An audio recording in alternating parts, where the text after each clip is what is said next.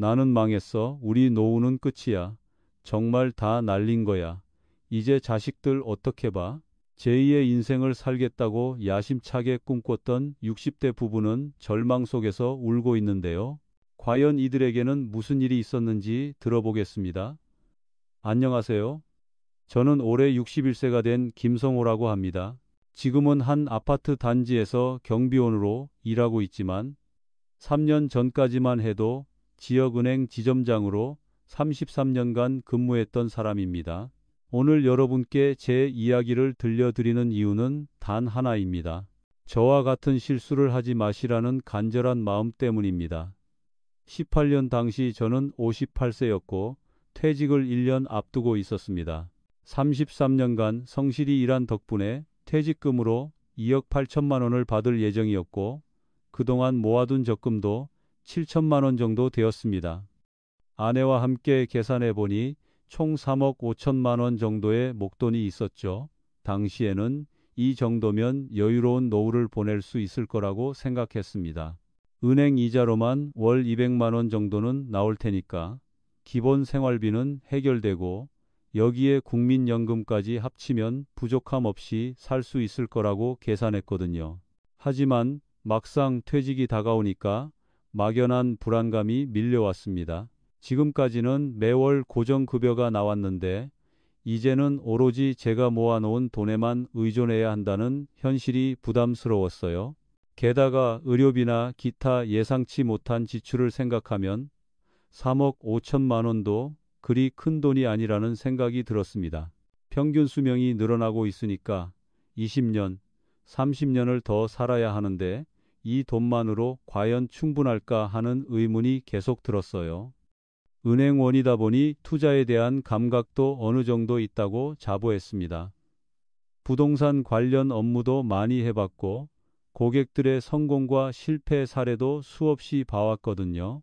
특히 부동산 투자로 성공한 고객들을 많이 봤는데 대부분 안정적인 임대 수익을 바탕으로 꾸준히 자산을 늘려나가는 분들이었어요. 그래서 퇴직금을 그냥 예금에 넣어 두기보다는 안정적인 수익을 낼 수 있는 투자처를 찾고 있었습니다. 그러던 중 아내와 함께 제주도 여행을 갔는데 그곳에서 운명적인 장면을 목격하게 되었습니다. 그러던 중 퇴직을 한 달 앞두고 대학 동기인 박 과장이 술자리에서 흥미로운 이야기를 해주었습니다. 그의 형님이 부산 서면에서 술집을 운영하는데 장사가 정말 잘 된다는 것이었습니다. 야, 요즘 서면 쪽 유흥가가 정말 대단해. 우리 형님이 작년에 술집 하나 냈는데 한 달에 순수익만 1,000만 원 이상 나온다고 하더라고. 박 과장의 말에 저는 그냥 그런가 하고 흘려들었습니다. 처음에는 정말 별 관심이 없었습니다.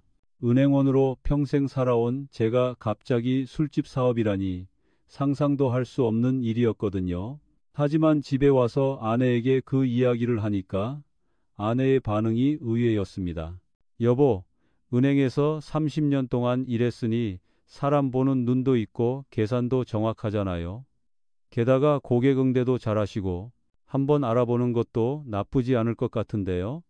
아내의 이런 말에 저도 조금씩 마음이 움직이기 시작했습니다. 사실 막상 퇴직을 앞두고 보니 앞으로의 시간이 막막했거든요. 60세가 되어서도 20년은 더 살아야 하는데 그냥 집에서 텔레비전 보고 놀고 있기에는 시간이 너무 길다는 생각이 들었습니다. 은행 퇴직자들 중에서도 뭔가 사업을 시작하는 사람들이 꽤 있었고 성공한 사례들도 종종 들려왔습니다. 며칠 후 박 과장이 다시 연락을 해왔습니다. 성호야, 우리 형님이 너 만나보고 싶다고 하는데 한번 부산에 놀러와서 형님 가게도 구경하고 이야기 좀 들어볼래? 그래서 토요일에 아내와 함께 부산에 내려가게 되었습니다. 기차에서 아내가 말했습니다. 여보, 그냥 구경만 하는 거예요. 섣불리 결정하시면 안 됩니다. 저도 당연히 그럴 생각이었습니다. 부산역에서 택시를 타고 서면에 도착했을 때 첫인상은 정말 강렬했습니다. 오후 6시 정도였는데도 벌써 거리에 사람들이 가득했고 술집들마다 불이 켜지면서 활기찬 분위기가 느껴졌습니다. 박 과장 형님의 가게는 서면 중심가에 위치한 50평 정도 되는 고급 술집이었는데 인테리어부터가 범상치 않았습니다. 어서 오세요, 성호 씨. 박 사장님이 반갑게 맞아 주셨습니다. 50대 중반쯤 되어 보이는 분이었는데 정말 여유롭고 성공한 사업가의 모습이었습니다.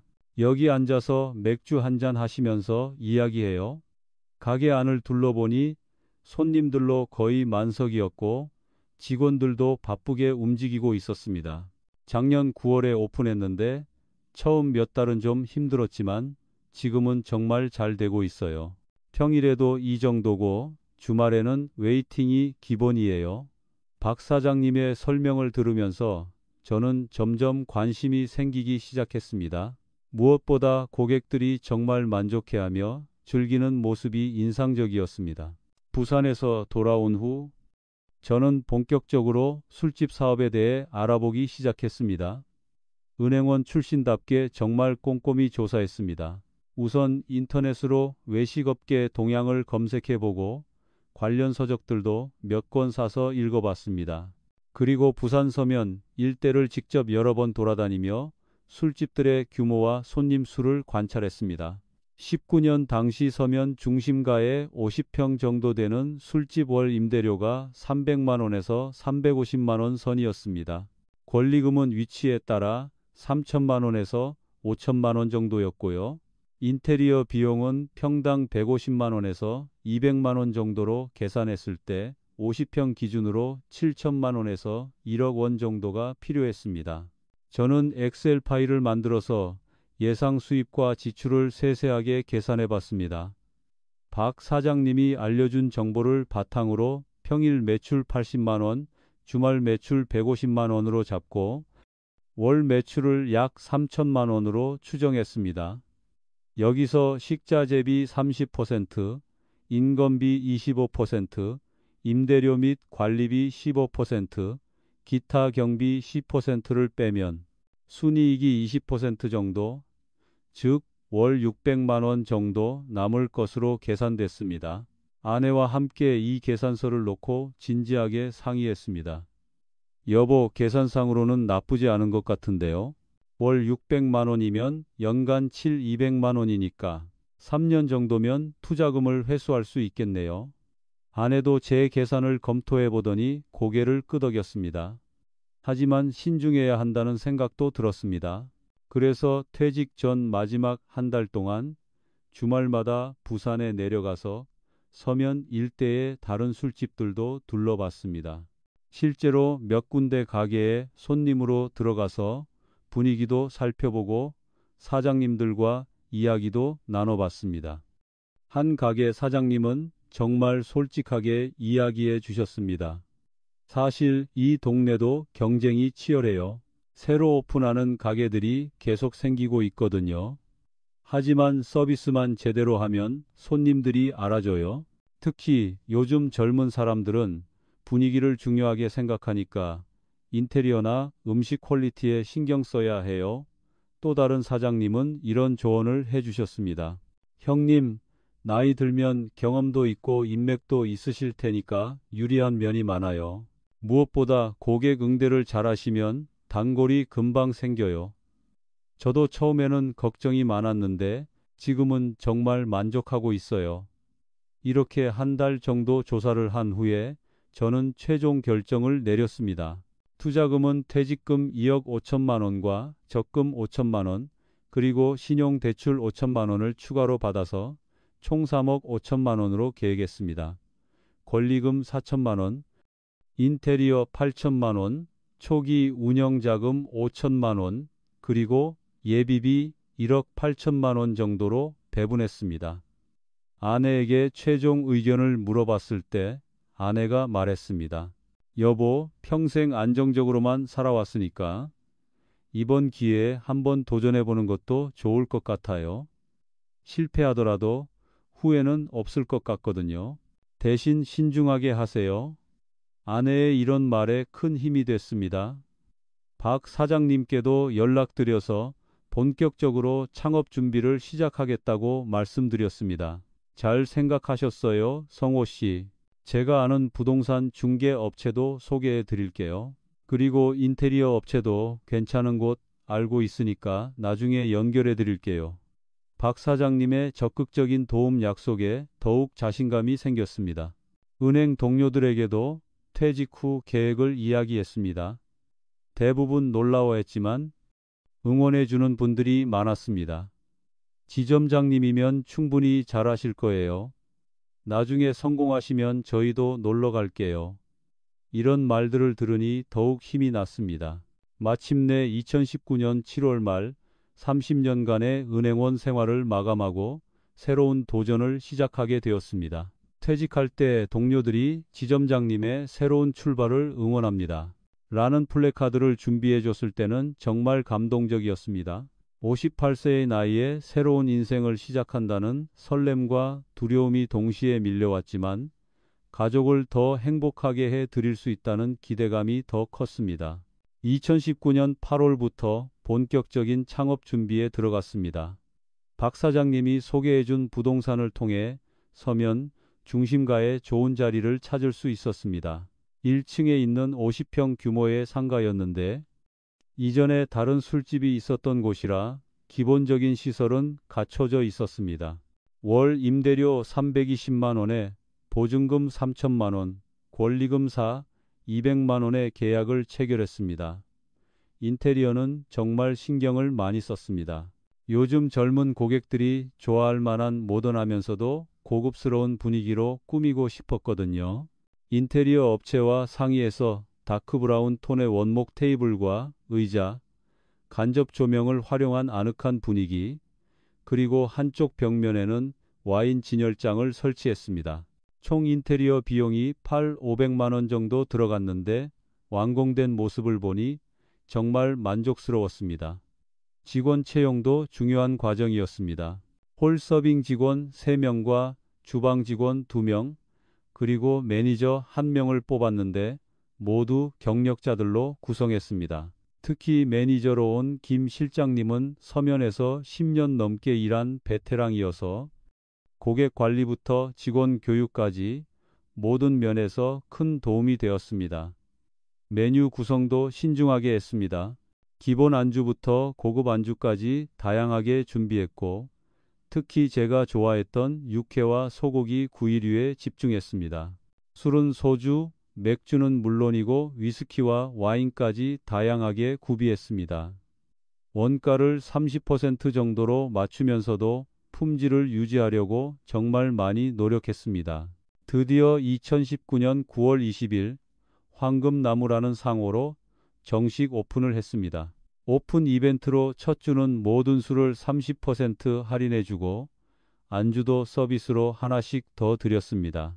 박 사장님을 비롯해서 은행 동료들, 친구들이 모두 축하해 주러 와서 첫날부터 정말 북적이었습니다. 첫 주 매출이 예상보다 훨씬 좋았습니다. 평일에도 일 매출 100만 원을 넘었고 주말에는 180만 원까지 나왔습니다. 이 정도면 정말 대박이네요. 아내가 매일 매출을 확인하면서 환호성을 질렀습니다.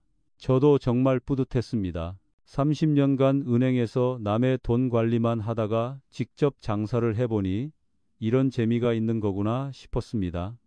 한 달이 지나니 단골 손님들이 생기기 시작했습니다. 근처 회사, 직장인들이 팀 회식 장소로 자주 이용해 주셨고 특히 목요일 저녁에는 항상 예약이 꽉 찼습니다. 사장님, 여기 분위기도 좋고 안주도 맛있어서 정말 만족해요. 다음 주에도 같은 자리로 예약할게요. 이런 말을 들을 때마다 가슴이 뿌듯했습니다. 10월 매출은 400만 원을 기록했습니다. 제가 당초 목표로 했던 3천만 원을 넘어선 것이었습니다. 순이익도 계산해 보니 실제로 650만 원 정도 나왔습니다. 여보, 이 정도면 정말 성공한 거 아니에요? 은행 다닐 때 월급보다 더 많이 버는 거잖아요. 아내의 말에 저도 흐뭇했습니다. 11월에는 더욱 놀라운 일이 일어났습니다. 근처 대학생들 사이에서 저희 가게가 소문이 나기 시작한 거예요. 인스타그램에 저희 가게 사진을 올리는 손님들이 늘어나더니 젊은 고객들이 급격히 증가했습니다. 주말에는 웨이팅이 30분씩 생길 정도였습니다. 사장님, 여기 진짜 핫플레이스네요. 친구들한테 소개 많이 할게요. 20대 여자 손님이 나가면서 한 말이 아직도 기억에 남습니다. SNS의 파워가 이렇게 강한 줄 몰랐었는데 정말 신기했습니다. 11월 매출은 400만 원을 돌파했습니다. 순이익도 800만 원을 넘었습니다. 이 정도면 정말 대성공이었습니다. 아내와 저는 매일 밤 매출 정산을 하면서 행복해했습니다. 여보, 우리가 이렇게 장사 수완이 있었나 봐요. 정말 신기해요. 아내도 매일 가게에 나와서 계산이나 홀 서빙을 도와주면서 함께 일하는 재미를 느끼고 있었습니다. 12월에 접어들면서 연말 모임 수요가 급증했습니다. 회사 송년회, 동창회, 각종 모임 예약이 줄을 이었습니다. 특히 12월 마지막 주에는 매일 만석이었고 일 매출 200만 원을 넘는 날들이 계속됐습니다. 12월 전체 매출은 800만 원을 기록했습니다. 이제 정말 성공했네요. 송년회를 마치고 집에 오는 길에 아내가 한 말입니다. 저도 그렇게 생각했습니다. 3개월 만에 이렇게 안정적인 수익을 올릴 수 있다니 정말 꿈 같았습니다. 새해에는 더욱 열심히 해서 월 매출 5천만 원도 달성해 보자고 다짐했습니다. 2020년 새해가 밝으면서 저희는 더욱 큰 포부를 품고 있었습니다. 1월에도 신년의 수요로 매출이 꾸준히 좋았고 2월 초까지는 별다른 문제가 없었습니다. 그런데 2월 중순부터 뉴스에서 들려오는 코로나19 소식이 점점 심각해지기 시작했습니다. 처음에는 중국에서 시작된 일이니까 우리나라에는 큰 영향이 없을 거라고 생각했습니다. 하지만 2월 말부터 확진자 수가 급격히 늘어나면서 분위기가 달라지기 시작했습니다. 사장님, 요즘 코로나 때문에 회식 자제하라는 분위기예요. 다음 주 예약했던 것 취소해야겠어요. 단골 고객 중 한 분이 미안해하면서 예약을 취소했습니다. 3월에 들어서면서 상황이 급격히 악화됐습니다. 정부에서 사회적 거리두기를 시행한다고 발표했고 많은 회사들이 회식을 금지하기 시작했습니다. 평일 저녁에 항상 붐비던 직장인 고객들이 현저히 줄어들었습니다. 주말에도 젊은 고객들이 예전만큼 오지 않았습니다. 3D 3월 첫 주 매출이 전년 동월 대비 30% 정도 감소했습니다. 3월 첫 주 매출이 직전 달 대비 30% 정도 감소했습니다. 일시적인 현상일 거예요. 곧 괜찮아질 겁니다. 김 실장님이 위로해 주셨지만 불안한 마음을 떨칠 수 없었습니다. 그래도 아직은 적자까지는 아니었기 때문에 버틸만 하다고 생각했습니다. 하지만 상황은 계속 악화됐습니다. 3월 중순부터는 정부에서 유흥업소 영업시간 단축을 권고하기 시작했습니다. 밤 10시 이후 영업자제라는 가이드라인이 나왔는데 저희 가게 매출의 상당 부분이 10시 이후에 나오는 상황이었거든요. 어쩔 수 없이 영업시간을 단축했습니다. 평일에는 오후 6시부터 밤 10시까지, 주말에도 밤 11시까지만 영업하기로 했습니다. 그러니까 매출이 더욱 급격히 떨어졌습니다. 3월 전체 매출이 300만 원밖에 나오지 않았습니다. 순이익은커녕 적자가 200만 원 정도 발생했습니다. 아내와 심각한 대화를 나눴습니다. 여보, 이 상황이 언제까지 계속될지 모르겠어요. 정말 걱정이에요. 아내도 불안해하는 기색이 역력했습니다. 조금만 더 버텨봅시다. 아마 4월쯤 되면 상황이 나아질 거예요. 저는 아내를 안심시키려고 했지만 사실 저도 확신이 서지 않았습니다. 4월에 접어들면서 상황은 더욱 심각해졌습니다. 정부에서 고강도 사회적 거리두기를 시행한다고 발표했고 유흥업소는 아예 집합 금지 업종으로 분류됐습니다. 2주간 완전히 문을 닫아야 하는 상황이 온 것입니다. 이런 일이 일어날 줄 누가 알았겠어요? 김 실장님도 당황스러워했습니다. 직원들에게는 무급 휴직을 요청할 수밖에 없었습니다. 다행히 정부에서 소상공인 지원금을 준다고 했지만 월세와 각종 고정비를 감당하기에는 턱없이 부족했습니다. 2주 후 영업을 재개했지만 상황은 전혀 나아지지 않았습니다. 손님들이 여전히 외출을 꺼려했고 특히 술집 같은 밀폐된 공간을 기피하는 분위기였습니다. 4월 전체 매출이 겨우 800만 원밖에 나오지 않았습니다. 고정비만 월 200만 원인데 매출이 이 정도니까 적자가 400만 원이나 발생했습니다. 5월에도 상황은 크게 달라지지 않았습니다. 정부에서 거리두기 단계를 조정한다고 했지만 사람들의 인식은 쉽게 바뀌지 않았습니다. 사장님, 저희도 어쩔 수 없어요. 어쩔 수 없어요. 회사에서 회식 금지령이 떨어졌거든요. 단골 고객분들이 미안해하면서 하신 말씀이 가슴에 와닿았습니다. 더 심각한 문제는 젊은 고객층의 변화였습니다. 코로나19 이전에는 20대, 30대 고객들이 저희 매출의 40% 이상을 차지했는데 이들이 거의 오지 않게 된 것입니다. 집에서 혼자 술을 마시거나 혼술, 소규모로 집에서 모이는 문화가 확산되면서 술집을 찾는 젊은 고객들이 급격히 줄어들었습니다. 요즘 젊은 친구들 패턴이 많이 바뀌었어요. 예전같이 큰 그룹으로 술집 오는 경우가 거의 없어졌어요. 김 실장님의 말을 들으니 더욱 암담했습니다. 이것이 단순히 코로나19 때문만이 아니라 세대 전체의 문화 변화일 수도 있다는 생각이 들었거든요. 5월 매출도 100만 원 정도에 그쳤습니다. 연속으로 300만 원씩 적자가 발생하고 있었습니다. 초기 준비해둔 예비비가 점점 줄어들고 있었습니다. 이 상황이 언제까지 계속될까요? 아내가 걱정스럽게 물어봤을 때 저는 답할 말이 없었습니다. 2020년 6월부터 상황은 더욱 심각해졌습니다. 코로나19가 장기화되면서 고객들의 외식 패턴이 완전히 바뀌어 버린 것입니다. 설상가상으로 6월 말부터 서울 이태원 클럽 집단 감염 사태가 터지면서 유흥업소에 대한 사회적 시선이 더욱 나빠졌습니다.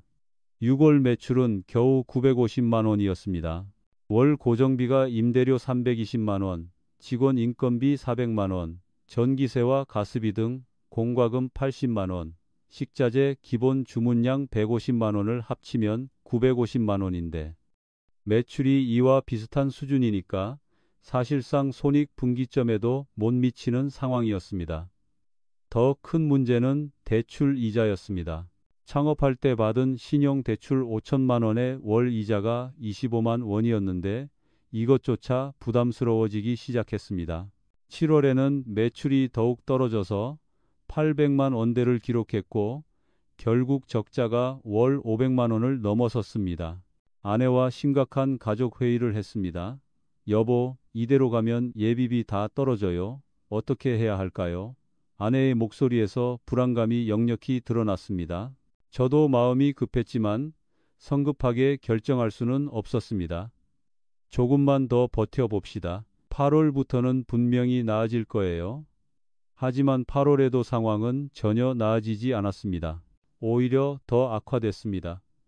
8월 중순에 수도권을 중심으로 코로나19 2차 대유행이 시작되면서 다시 한번 강화된 사회적 거리두기가 시행됐습니다. 유흥업소는 다시 집합 금지 업종이 되었고 2주간 완전 휴업을 해야 했습니다. 2주 휴업 기간 동안에도 임대료와 각종 고정비는 그대로 나갔습니다. 직원들에게는 다시 무급 휴직을 해야 했는데 이번에는 몇 명이 그만두겠다고 했습니다. 사장님, 죄송하지만 다른 일을 찾아봐야겠어요. 언제 다시 이런 상황이 올지 모르잖아요. 경력 좋은 서빙 직원 한 명을 잃게 되었습니다. 9월에 다시 영업을 시작했지만 손님 수는 더욱 줄어들었습니다. 그나마 있던 단골 고객들도 요즘 분위기가 이런데 술집 다니기가 좀 그래요.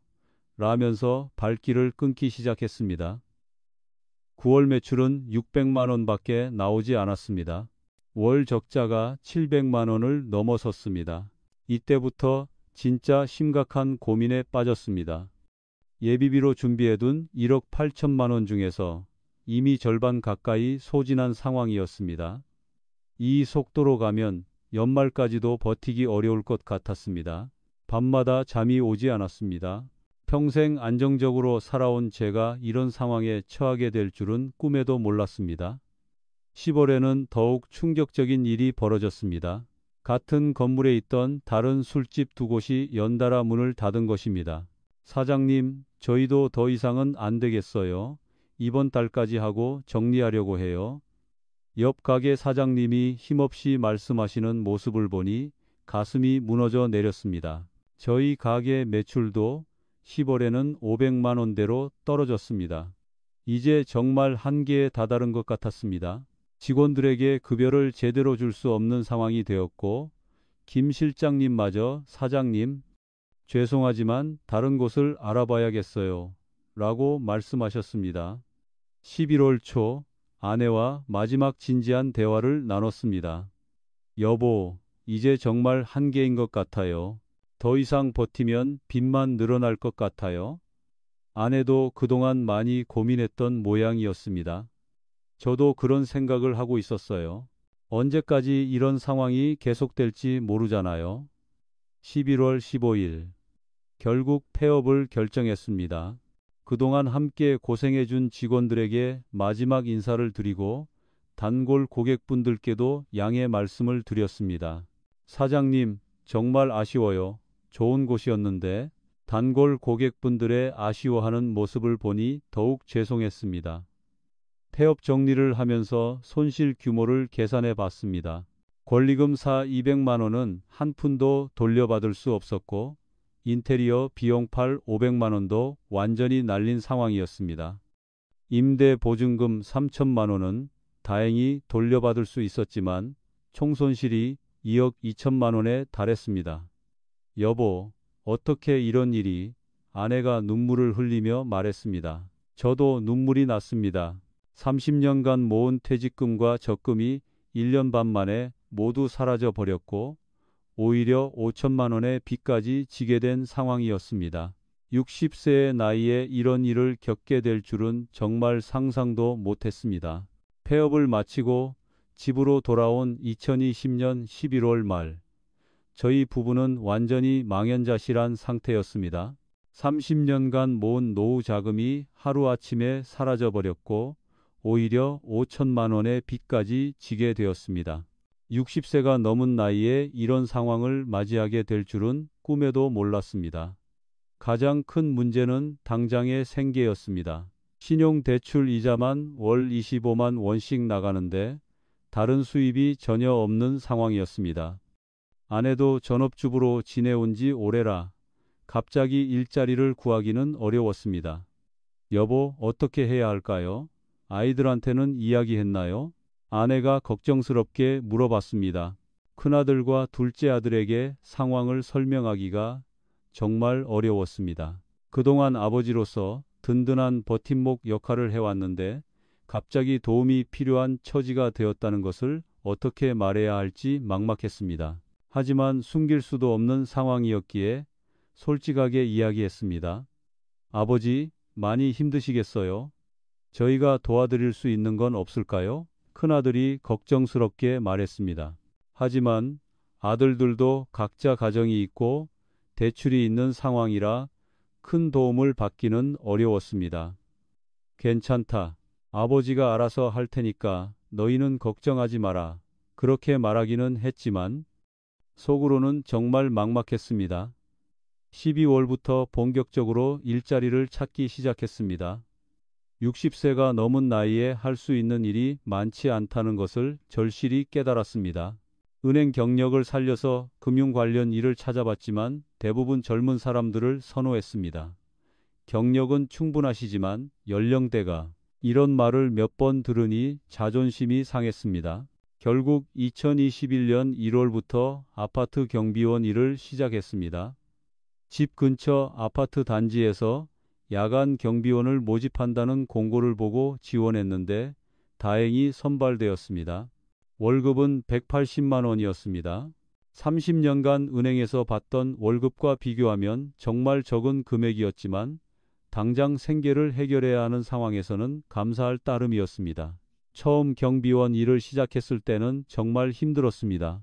밤 10시부터 아침 6시까지 근무하는데 그동안 규칙적인 생활을 해온 제게는 야간 근무가 몸에 맞지 않았습니다. 무엇보다 지난 30년간 은행 지점장이라는 타이틀로 살아온 제가 갑자기 경비원이 되었다는 현실이 받아들이기 어려웠습니다. 첫 달은 정말 우울했습니다. 예전에 은행에서 알던 사람들과 마주칠까봐 항상 조심스러웠고 아파트 주민들 중에서도 아는 얼굴을 만날 때마다 부끄러웠습니다. 저 사람이 예전에 은행 지점장이었는데 지금은 경비원을 하고 있네. 라는 시선을 받는 것 같아서 견디기 어려웠습니다. 하지만 시간이 지나면서 조금씩 적응하기 시작했습니다. 함께 일하는 동료들도 비슷한 처지의 분들이 많았습니다.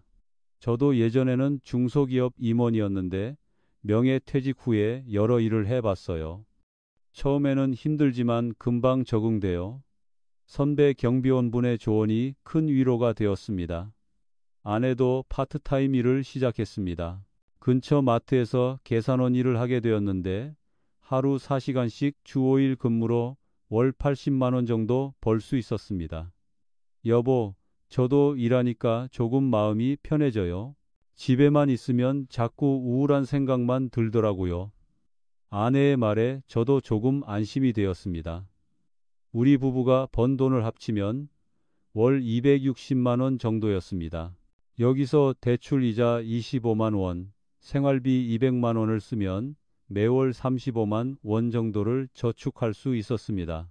5천만 원의 빚을 갚으려면 10년 이상 걸리는 상황이었지만 그래도 조금씩이라도 갚아 나갈 수 있다는 희망이 생겼습니다. 2021년 여름쯤부터는 마음가짐이 많이 달라졌습니다. 과거의 지위나 체면을 버리고 현실을 받아들이기 시작한 것입니다. 경비원 일도 나름대로 보람이 있었습니다. 아파트 주민들이 경비원님, 고생 많으세요 라고 인사해 주실 때마다 감사한 마음이 들었습니다. 무엇보다 가족 관계가 더욱 돈독해졌습니다. 어려운 시기를 함께 견뎌내면서 아내와의 관계도 더욱 깊어졌고 아들들도 부모의 어려움을 이해하면서 더 자주 안부를 묻고 챙겨주었습니다. 아버지 힘드시겠지만 건강만 하세요. 저희가 있잖아요. 둘째 아들의 이런 말에 눈물이 났습니다. 2022년에는 경비원 일에 완전히 적응했습니다. 야간 근무도 익숙해졌고 아파트 주민들과도 친해졌습니다. 특히 어르신들 중에서는 저의 이야기를 들으시고 격려해 주시는 분들이 많았습니다. 젊을 때 고생하는 게 아니라 나이 들어서 고생하는 게 더 힘든데 정말 대단하세요. 이런 말씀을 들을 때마다 힘이 났습니다. 이제 술집 창업 실패로부터 3년이 지났습니다. 그동안 정말 많은 것을 배웠고 인생에 대한 생각도 많이 바뀌었습니다. 저와 같은 실수를 하는 분들이 없기를 바라는 마음에서 제가 얻은 교훈들을 나누고 싶습니다. 첫 번째로, 경험 없는 분야에 섣불리 뛰어들면 안 된다는 것입니다. 저는 은행에서 30년 일했다는 자신감으로 술집 사업을 시작했습니다. 계산 능력이나 고객 응대 경험이 있으니까 충분히 할 수 있을 거라고 생각했거든요. 하지만 외식업은 완전히 다른 분야였습니다. 고객의 성향, 트렌드 변화, 계절별 매출 패턴 등 알아야 할 것이 너무 많았는데 이런 것들을 간과했습니다. 두 번째는 시장 환경 변화를 제대로 분석하지 못했다는 점입니다. 2019년 당시만 해도 술집 창업이 유망해 보였지만 젊은 세대의 음주 문화가 이미 변하고 있었습니다.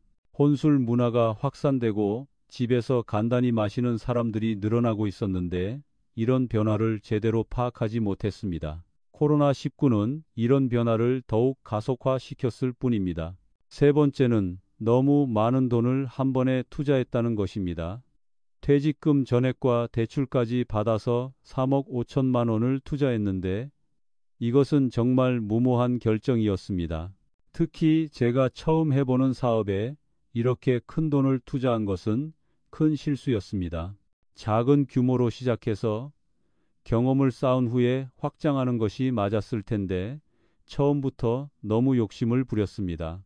네 번째는 감정적 판단에 의존했다는 점입니다. 처음 몇 달의 성공에 도취되어서 객관적인 분석을 소홀히 했습니다. 매출이 좋을 때는 이제 성공했다고 안주했고, 매출이 떨어지기 시작할 때도 일시적인 현상이다 라고 자기 합리화를 했습니다. 숫자로 냉정하게 판단했어야 하는데 감정에 휘둘렸던 것 같습니다. 다섯 번째는 비수기나 위기 상황에 대한 준비가 부족했다는 것입니다.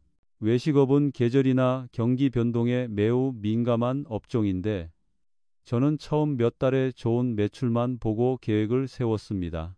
비수기에는 매출이 얼마나 떨어질 수 있는지, 경기가 나빠지면 어떻게 대응할 것인지에 대한 준비가 전혀 없었습니다. 여섯 번째는 고정비 부담을 과소평가했다는 점입니다. 임대료, 인건비, 공과금 등의 고정비가 월 800만 원 정도였는데 매출이 떨어져도 이 비용은 그대로 나간다는 것을 충분히 고려하지 못했습니다. 특히 인건비의 경우 직원들의 생계와 직결되는 문제라 쉽게 줄일 수도 없었습니다.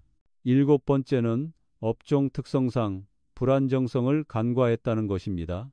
술집이나 유흥업소는 사회적 분위기나 정부 정책에 매우 민감한 업종입니다.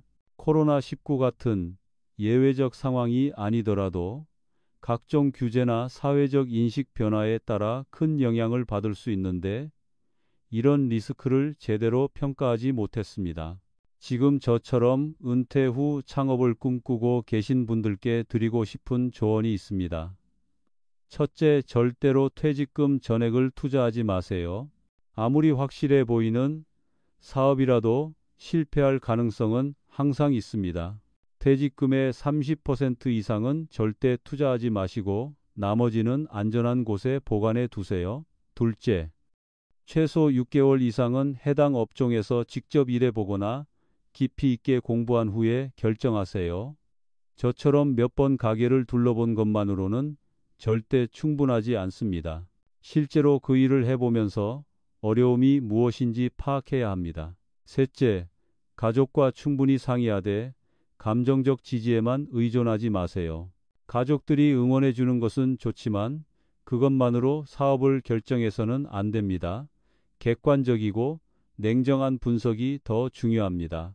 넷째, 젊은 세대의 트렌드 변화를 꼼꼼히 살펴보세요. 특히 우리 세대가 이해하기 어려운 변화들이 많이 일어나고 있습니다. 이런 변화를 무시하고 과거의 경험만 믿으면 실패할 가능성이 높습니다. 현재 저는 아파트 경비원 일을 시작한 지 3년째가 되어 갑니다. 처음에는 정말 힘들었지만 이제는 완전히 적응했고 나름대로 보람도 느끼고 있습니다. 월급 180만 원으로는 부족하지만 아내의 파트타임 수입과 합치면 생활하는 데는 큰 무리가 없습니다. 무엇보다 마음이 편해졌습니다. 술집을 운영할 때는 매일 매출 걱정, 손님 걱정, 직원 걱정으로 하루도 마음 편할 날이 없었습니다. 하지만 지금은 정해진 시간에 맡은 일만 하면 되니까 오히려 더 안정적입니다. 예전처럼 큰 돈을 벌지는 못하지만 적어도 빚이 늘어날 걱정은 없습니다. 대출금도 조금씩 갚아 나가고 있습니다. 매월 35만 원씩 원금을 줄여 나가고 있는데 현재까지 200만 원 정도 갚았습니다. 이 속도로 가면 앞으로 10년 정도 더 갚아야 하지만 건강만 하다면 충분히 가능할 것 같습니다. 가장 큰 변화는 가치관입니다.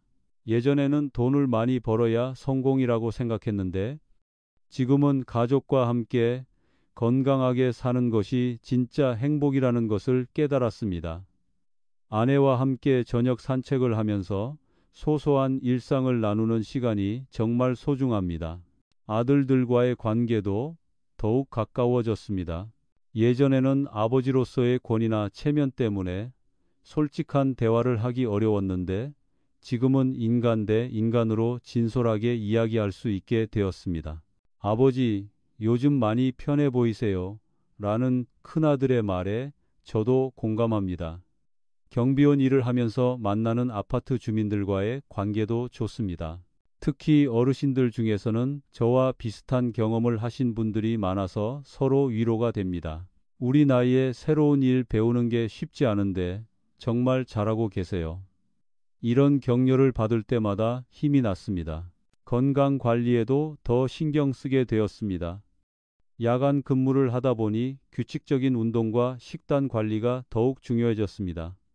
아내와 함께 아침마다 30분씩 산책을 하고 금주도 계속하고 있습니다. 술집을 했을 때는 매일 술을 마셨는데 지금은 한 달에 한두 번 정도만 가볍게 마십니다.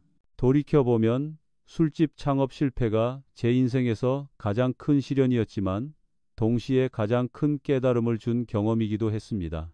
젊었을 때는 절대 겪을 수 없었던 밑바닥 인생을 경험하면서 진정한 겸손함을 배웠고 소중한 것이 무엇인지 깨달았습니다.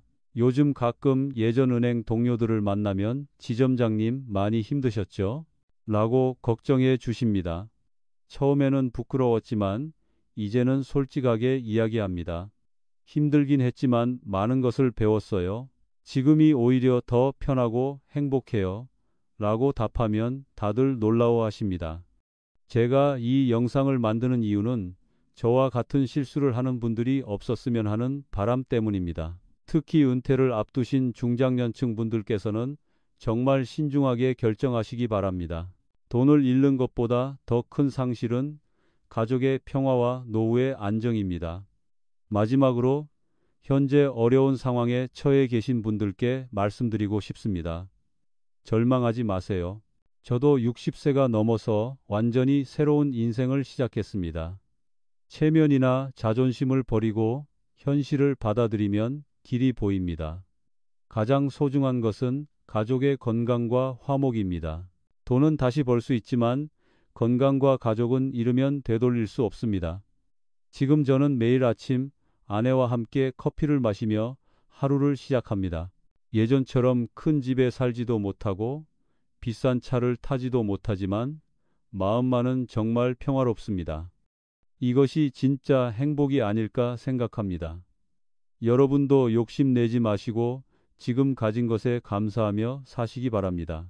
오늘 제 이야기가 여러분께 조금이라도 도움이 되었기를 바랍니다. 저와 같은 실수를 반복하지 마시고 신중한 선택으로 행복한 노후를 보내시기 바랍니다. 감사합니다.